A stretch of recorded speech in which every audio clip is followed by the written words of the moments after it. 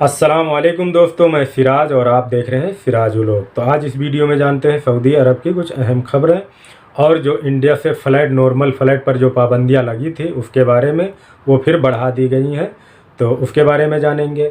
और सऊदी अरब में जो लोग रह रहे हैं उस तवक्कलना के बारे में न्यूज़ है तो उसके बारे में जानते हैं। और जो लोग छुट्टी पर चले गए थे और उनका इकामा नहीं बढ़ा था तो उसके बारे में जानते हैं, न्यूज़ आई है तो मैं आप लोगों के साथ शेयर करूँगा।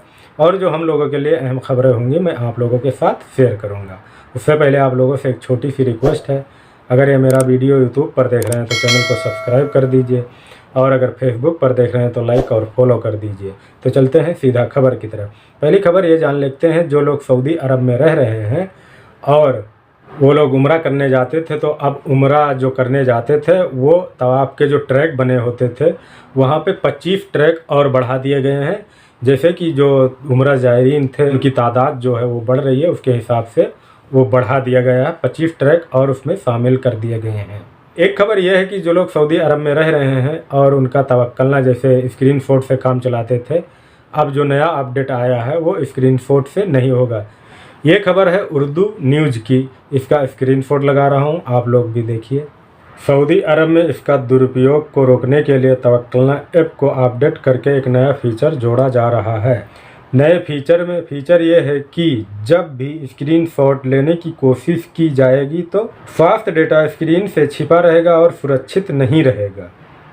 आपातकालीन वेबसाइट के अनुसार तवक्कलना ऐप ने अपने आधिकारिक खाते पर कहा है कि ऐप के ठीक से प्रभावी होने के लिए सेवा इंटरनेट के साथ सक्रिय होनी चाहिए और मोबाइल में देश की तारीख और समय दोनों को जीपीएस सेवा के दौरान निर्धारित किया जाना चाहिए, प्रभावी होना चाहिए। तो इसमें यही बताया गया है कि अगर इंटरनेट है तो बेहतर है, इंटरनेट होना चाहिए, उसका लोकेशन खुला होना चाहिए और जब आप स्क्रीनशॉट लेंगे तो उसमें अब जो बारकोड होता है वो नहीं दिखेगा, वो छिप जाएगा। जैसे कि इंडिया ने जो नॉर्मल फ़्लाइट पर पाबंदियां लगा रखी थे उसको बढ़ाकर फिर अब 31 अक्टूबर तक कर दिया गया है। तो जो लोग इसके इंतज़ार में थे कि इस तारीख को खुल जाएगी, अब सितंबर में खुल जाएगी, शायद हो सकता है नॉर्मल फ़्लाइट आने जाने की इजाज़त मिल जाए कहीं भी का हो, लेकिन अब तो उसको भी 31 अक्टूबर तक बढ़ा के कर दिया गया है।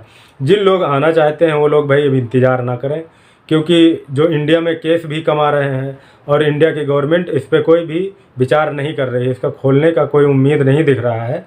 हर महीने के जैसे 2-3 दिन बचते हैं, बस आके एक ट्विटर हैंडल है उस पर बता देता है कि अब फला तारीख तक फिर सस्पेंड कर दिया गया है।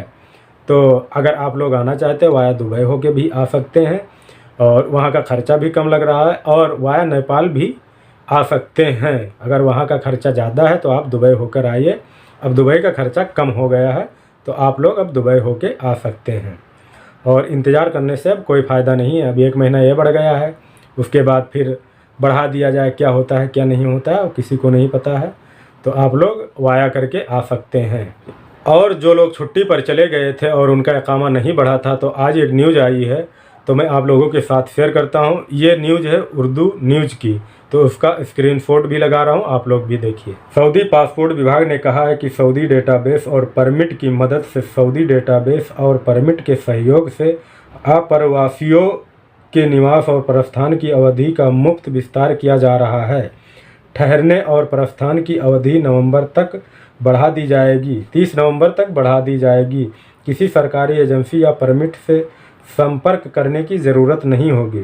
लाइसेंसिंग का ट्विटर अकाउंट आवासीय और कानून मुद्दों पर देश में आने वाले विदेशियों और ज़ायरीनों के सवालों के जवाब देता है ताकि अप्रवासियों को सटीक और बेहतर तरीके से निर्देशित किया जा सके।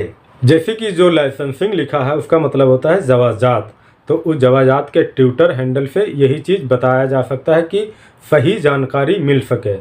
तो आप लोगों ने इसमें देखा भी होगा, जो कहीं आने जाने की ज़रूरत नहीं है तो आप लोगों का जो इकामा एग्जिट रेंट्री वीज़ा है वो 30 नवंबर तक बढ़ा दिया जाएगा, क्योंकि इस पे काम चल रहा है। अगर आपका नहीं बढ़ा है तो आपका नंबर अभी तक नहीं आया है, जैसे ही आपका नंबर आ जाएगा तो बढ़ जाएगा। और जिन लोगों का बढ़ गया हो तो कमेंट में ज़रूर बताइए कि इकामा मेरा इस तारीख तक बढ़ गया है, जितने तारीख तक बढ़ा हो वो चीज़ बताइए।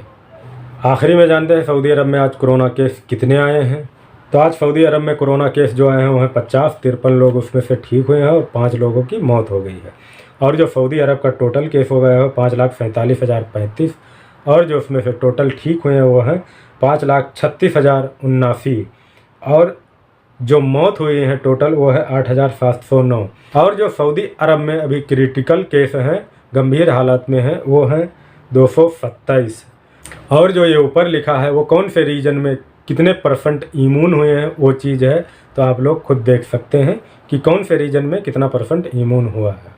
तो ये थी सऊदी अरब की कुछ अहम और ख़ास खबरें मैंने आप लोगों के साथ शेयर किया है। वीडियो देखने के लिए बहुत बहुत शुक्रिया।